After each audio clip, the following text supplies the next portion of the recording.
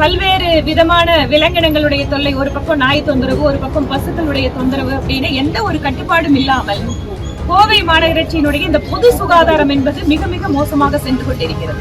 நிகழ்ச்சிக்கான விளம்பர போர்டுகளில் பிளக்ஸில் எல்லாத்திலையும் பாரத பிரதமருடைய படம் இல்லை என நாங்க சொல்லியிருந்தோம். தமிழக அரசு உடனடியாக மாற்ற வேண்டும். இப்போது நாங்கள் 12 மணி வரைக்கும் பார்ப்போம். அதற்கு பின்பாகவும் பிரதமர் படம் இல்லை என்றால் அங்கங்க அந்தந்த பகுதியில் இருக்கக்கூடிய எங்களுடைய நிர்வாகிகள் மாவட்ட தலைவரோடு இணைந்து பிரதமருடைய படத்தை எல்லா இடங்களிலும் வைப்பார்கள்.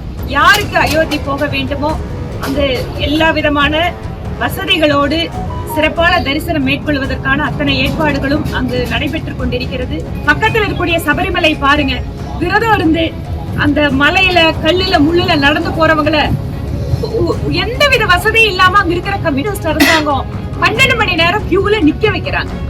அவங்களுக்கு எந்த ஏற்பாடும் அங்க வசதிகள் பண்ணாம இருக்காங்க. குடிக்கிறதுக்கு தண்ணி இல்ல, அவங்களுக்கான மத்த எந்த ஏற்பாடும் இல்ல. நம்முடைய தர்மத்தை மதிக்கின்ற அரசு, நம்முடைய கோயில் பக்தர்களுடைய உணர்வுகளை புரிந்து கொள்ளக்கூடிய தலைவர்கள் இவர்கள் இருக்கின்ற பொழுது எத்தனை கோடி மக்கள் இறைவனை பார்க்க வந்தால் அதற்கான ஏற்பாடு பண்ண முடியும்.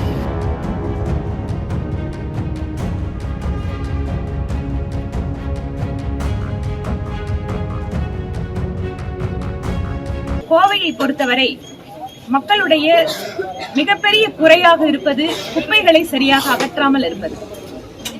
கோயம்புத்தூர் ஒரு காலத்திலே தூய்மையான நகரம் என்கின்ற பட்டியலில் எல்லாம் நல்ல இடத்திலே இருந்த இந்த நகரம் இன்று ஒரு குப்பை நகரமாக மாறிக்கொண்டிருக்கிறது.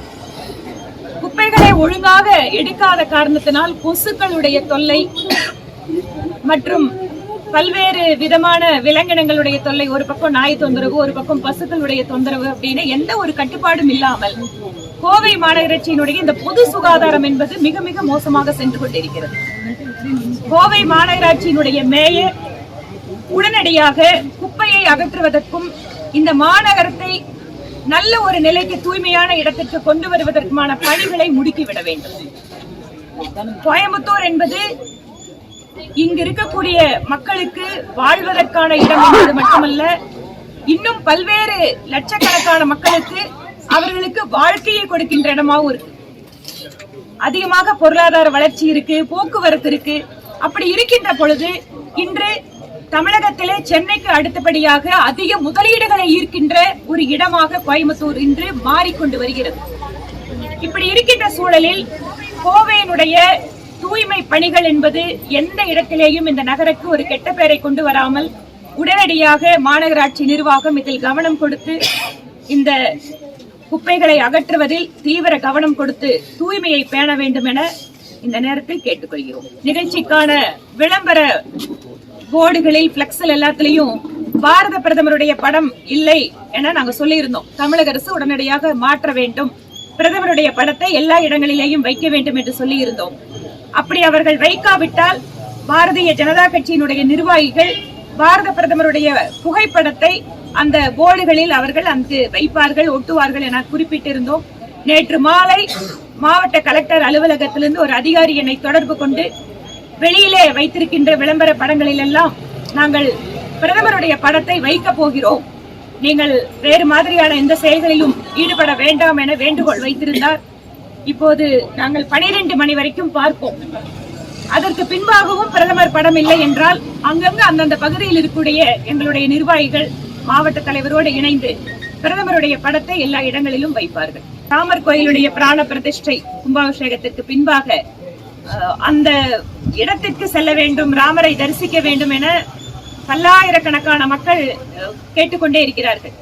அதற்காக இந்திய ரயில்வே சிறப்பு ரயில்களை இயக்கிக் கொண்டிருக்கிறது, இயக்கப் போகிறது. வருகின்ற 8ஆம் தேதியிலிருந்து கோவையிலிருந்து ஒவ்வொரு 6 நாளைக்கும் ஒரு முறை அயோத்திக்காக ரயில் செல்ல உள்ளது. இதில் பதிவு செய்வதற்கான பொறுப்பாளர்கள் எல்லாமே நியமிக்கப்பட்டிருக்கிறார்கள். யாருக்கு அயோத்தி போக வேண்டுமோ அங்கு எல்லா விதமான வசதிகளோடு சிறப்பான தரிசனம் மேற்கொள்வதற்கான அத்தனை ஏற்பாடுகளும் அங்கு நடைபெற்றுக் கொண்டிருக்கிறது. ஆகவே சாதாரண ஏழை எளிய மக்கள் அந்த ரயில்ல 2600 ரூபாய் கோயம்புத்தூர்ல இருந்து போயிட்டு வர்றதுக்கு சாப்பாடு, தங்குமிடம் எல்லாமே அந்த கட்டணத்தில் அடக்கம். யாருக்கு அதில் விருப்பம் என்றாலும் தகுந்த பொறுப்பாளர்களை தொடர்பு கொண்டால் அவர்கள் அதற்கான ஏற்பாடுகளை செய்வார்கள். தினசரி ஒரு 3 லட்சம் மக்களுக்கு அங்க தரிசனத்துக்கு ஏற்பாடு நடந்துட்டு இருக்கு. அதனால ரொம்ப ஸ்மூத்தா இது வரைக்கும் போயிட்டு இருக்கும். இவ்வளவு லட்சக்கணக்கான மக்கள் வருகின்ற இடத்துல என்ன ஒரு முக்கியமான விஷயத்தை நம்ம கவனத்துல கொள்ளணும்னா, அங்க எதுவும் மோசமான அசம்பாவிதமான எந்த சம்பவங்களும் நடக்கல. போகக்கூடிய பக்தர்களுக்கு எங்கேயும் டார்ச்சர் இல்ல. பக்கத்துல இருக்கக்கூடிய சபரிமலை பாருங்க, விரதம் இருந்து அந்த மலையில கல்லுல முள்ளுல நடந்து போறவங்கள எந்தவித வசதியும் இல்லாம அங்க இருக்கிற கம்யூனிஸ்ட் அரசாங்கம் 12 மணி நேரம் கியூல நிக்க வைக்கிறாங்க. அவங்களுக்கு எந்த ஏற்பாடும் அங்க வசதிகள் பண்ணாம இருக்காங்க. குடிக்கிறதுக்கு தண்ணி இல்ல, அவங்களுக்கான மத்த எந்த ஏற்பாடும் இல்ல. ஆனா ராமர் கோயில்ல இத்தனை லட்சம் மக்கள் போனா கூட எங்கேயும் யாரும் குறை சொல்லல. எல்லா விதமான வசதிகளும் நடந்துட்டு இருக்கு. என்ன அர்த்தம்? நம்முடைய தர்மத்தை மதிக்கின்ற அரசு, நம்முடைய கோயில் பக்தர்களுடைய உணர்வுகளை புரிந்து கொள்ளக்கூடிய தலைவர்கள் இவர்கள் இருக்கின்ற பொழுது எத்தனை கோடி மக்கள் இறைவனை பார்க்க வந்தாலும் அதற்கான ஏற்பாடு பண்ண முடியும். இதுதான் வித்தியாசம். உலக முதலீட்டாளர்கள் மாநாட்டை தமிழ்நாட்டில் நடத்தினாங்க. கிட்டத்தட்ட 5.5 லட்சம் கோடி அப்படிங்கறதெல்லாம் சொல்றாங்க, வேலை வாய்ப்புகள் சொல்றாங்க. ஆனா அதுல பாத்தீங்கன்னா பெரும்பான்மையான நிறுவனங்கள் ஏற்கனவே ஒப்பந்தம் போட்டது.